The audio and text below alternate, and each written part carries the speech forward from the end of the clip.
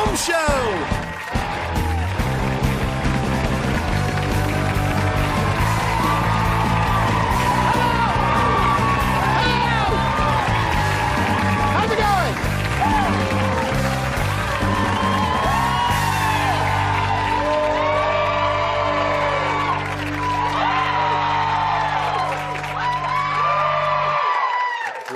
Do a little one.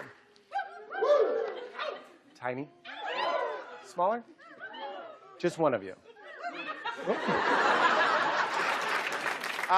So this is the monologue. I'm going to do a monologue, and usually during the monologue I like to confess something true and personal and private about myself. So today's monologue confession is I drink.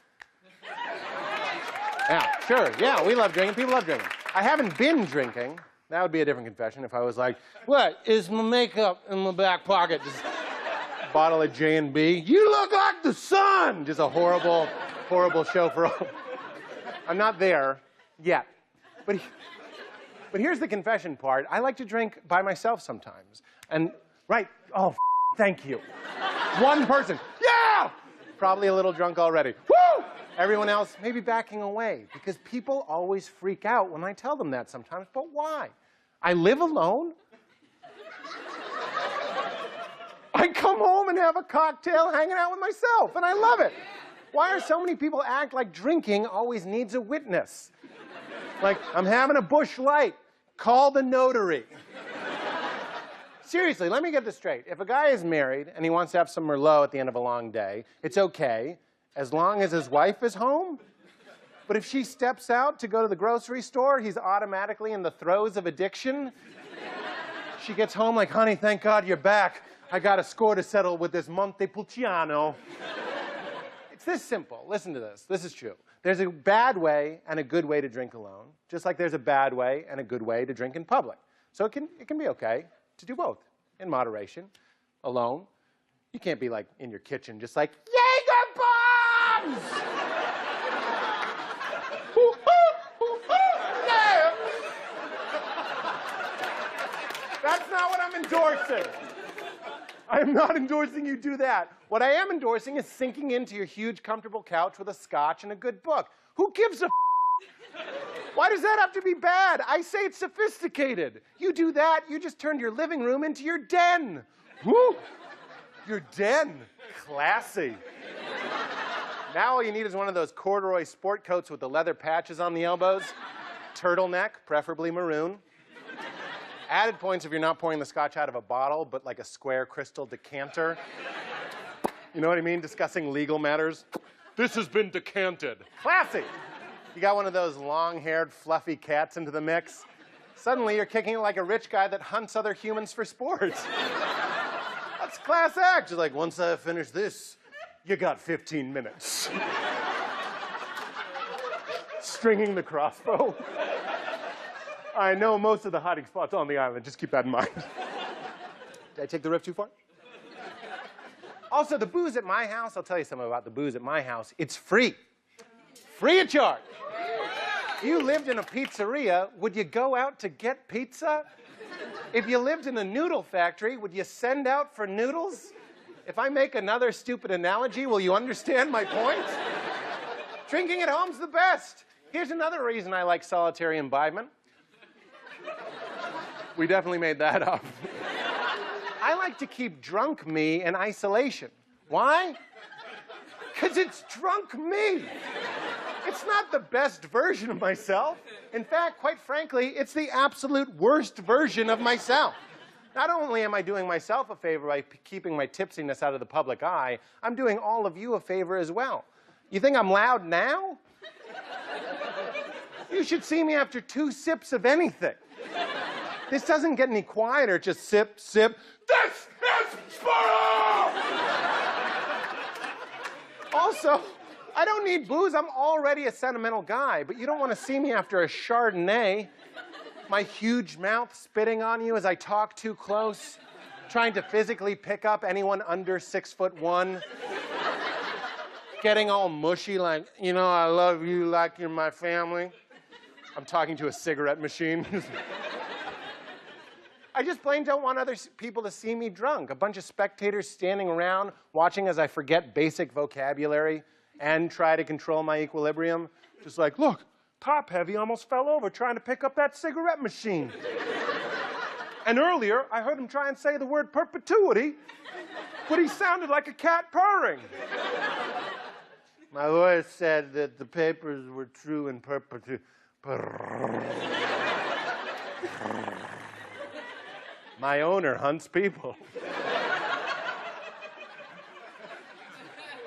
And being home alone drunk, home alone drunk, that's a reboot I'd like to see.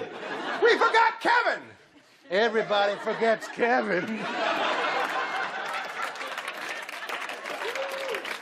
Yeah! Being home alone drunk just makes my night at home way better. Suddenly that Boy Meets World DVD is hilarious. Just me, a little sip of rye, Topanga, talking back to the TV like, I don't care what anybody says, you're the best savage, brother. Let the world have Fred. I'm a Ben guy all the way. Crying a little bit for no reason.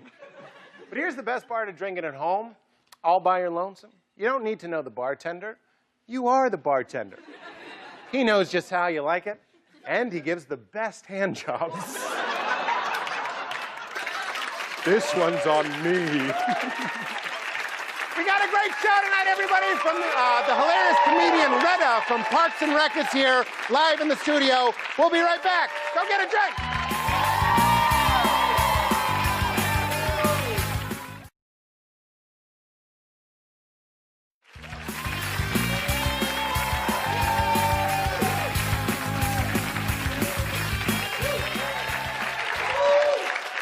Welcome back, everybody. So I'm a big fan of the show True Detective. Anybody watch True Detective? I love that show. It's on HBO. My favorite part, the dark, brooding McConaughey's.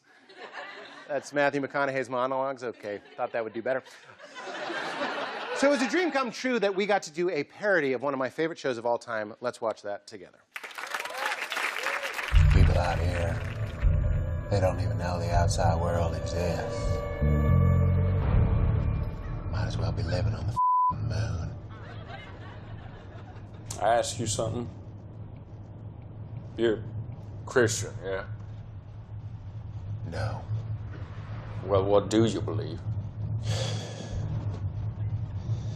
I think human consciousness is a tragic misstep in evolution. Nature created an aspect of nature separate from itself. We are creatures that should not exist. I think the honorable thing for our species to do is stop reproducing. Walk hand in hand into extinction. Brothers and sisters opting out of a raw deal. Shit, Russ. All this dark shit, it's gonna weigh on your soul, man. Soul. Oh, God. Your soul is your consciousness. Your consciousness is your mind. Your mind is just a rotting piece of meat, pulsing with blood today, toxifying the dirt surrounding your grave tomorrow. That's a soul, Marty. Okay, wow. You wanted to know. And now I'm begging you to shut the up.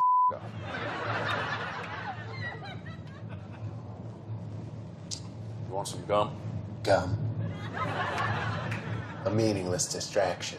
A piece of highly processed rubber with the audacity to call itself winter mint when it's seen both neither winter nor mint. What the What? Just asked if you wanted some gum. What the was all that? Sorry. Jesus Christ.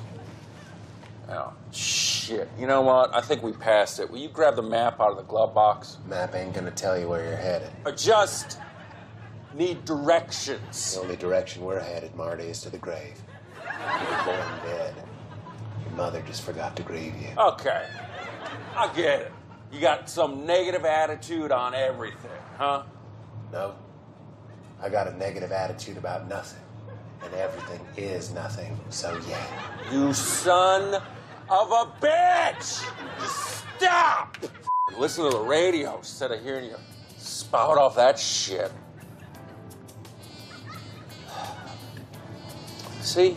Isn't this nice? I suppose. Yeah. If you like tapping your toe to the sound of the last great American art form mourning its own untimely death just before the mass media puppeteers reanimate the rotting limbs for cash, and call it Kenny G. You are a nightmare. You know that? You are a living nightmare. Here.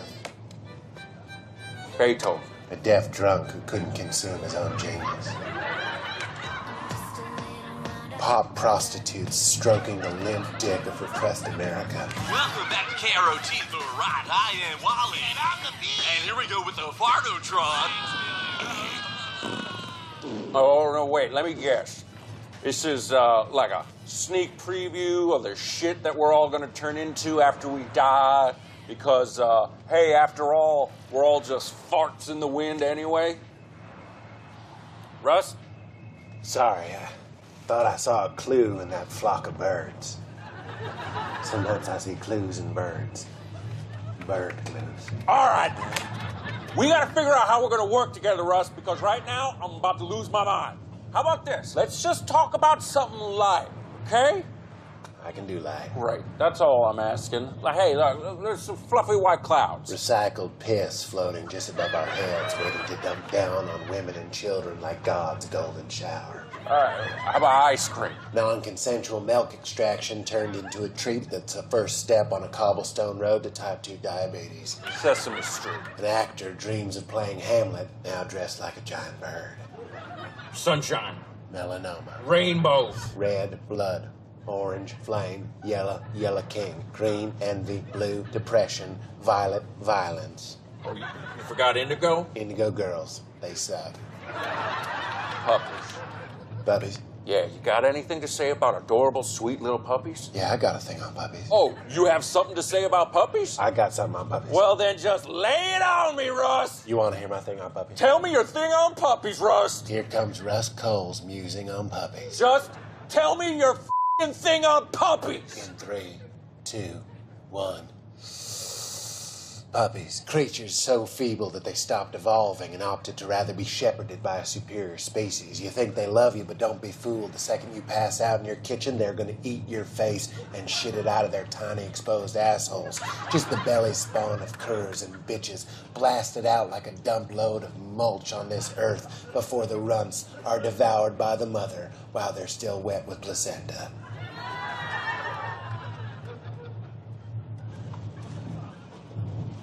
Puppies.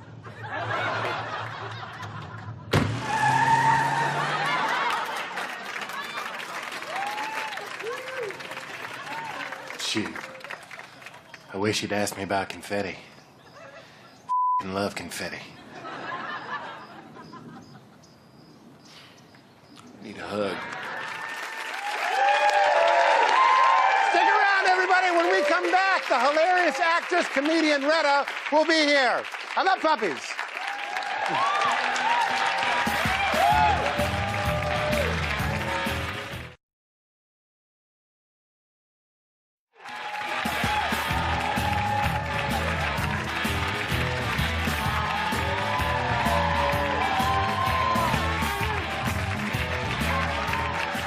Welcome back to the show, everybody. My guest tonight is a hilarious stand-up comedian. You know her as Donna from NBC's Parks and Rec. Please welcome everybody, Retta!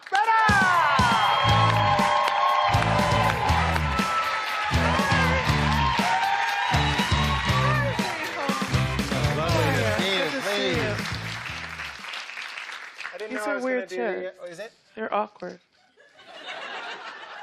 What? They are. I like couches. Couches are nice. Yeah. Chaise. You think? I like a chaise lounge. I've been saying chaise lounge. Chaise. French. Je parle un petit peu français. Pardon? You're a bag of surprises. You got the French, Liberian parents. Is that right? Liberian? Uh-huh. What's a Liberian accent sound like? P, how you doing, P? You good? You feeling good? You look good, oh, you look nice. I like it, oh. What? Oh, you look good, my man.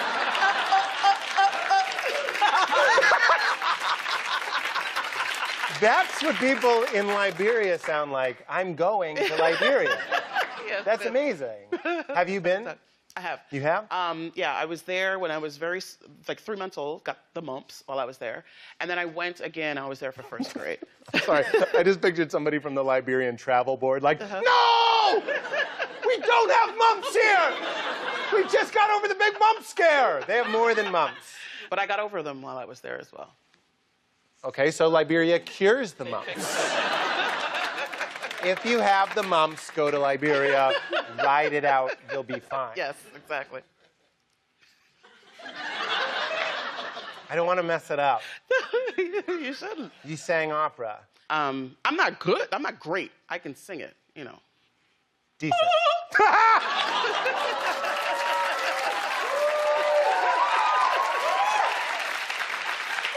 You were, now I grew up churchy, did you know that? I did learn that, and I did too. We went to church 3 times a week. I thought you were about to say we went to church together. And I was like, I'm so sorry. You went to church 3 times a week? We went twice on Sunday, once on Wednesday, and then once I got confirmed, then we had youth group, which met once a month. That sounds better. Yeah. Well, I mean, we still went to church 3 times a week. I just didn't go to religious instruction every week. That sounds worse.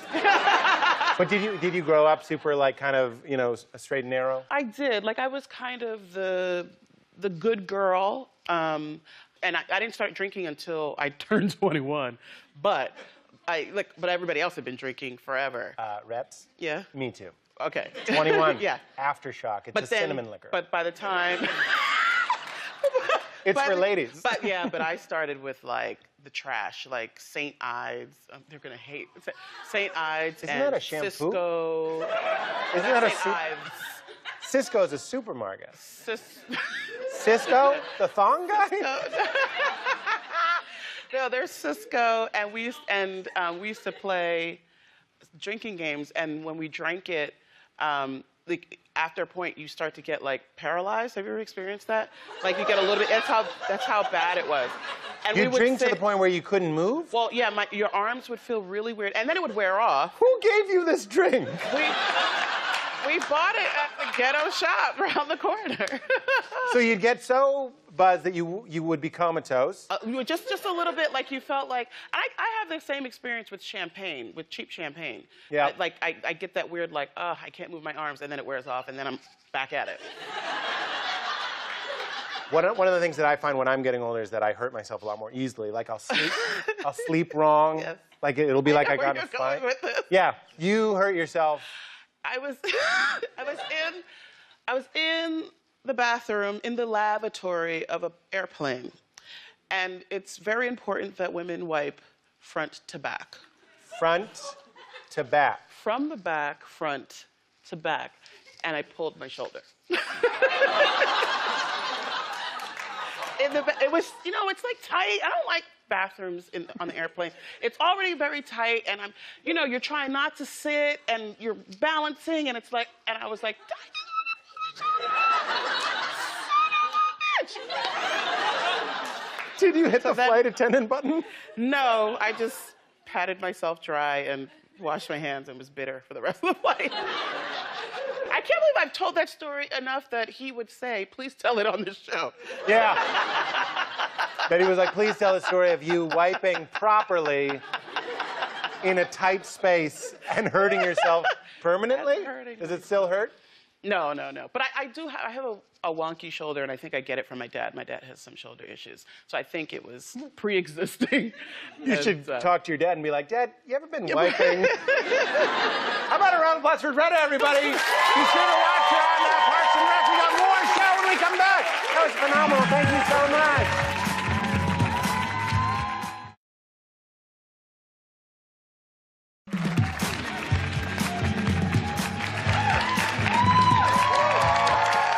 Welcome back, everybody. So this is obviously my dream job, but the saddest thing about doing this show is that sometimes we write a sketch that doesn't make it to air, and that just breaks my heart. But luckily, we did find a place to put all these sketches in a tribute that we call Fallen Sketches.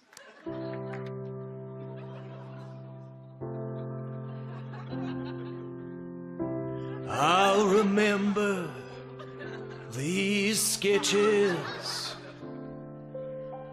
These sketches will remember me. We'll remember each other forever, so fondly, because they're gone. They didn't work. I'm so sorry. I love that song. That is our show. Thank you again to Retta. Good night, everybody. Good night.